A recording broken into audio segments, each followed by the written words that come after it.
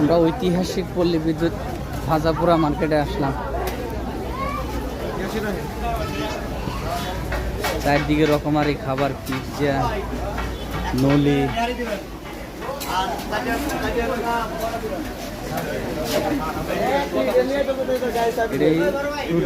জাল।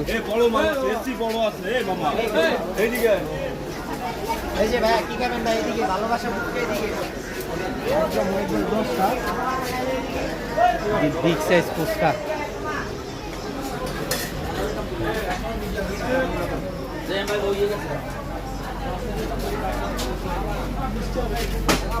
বসেন।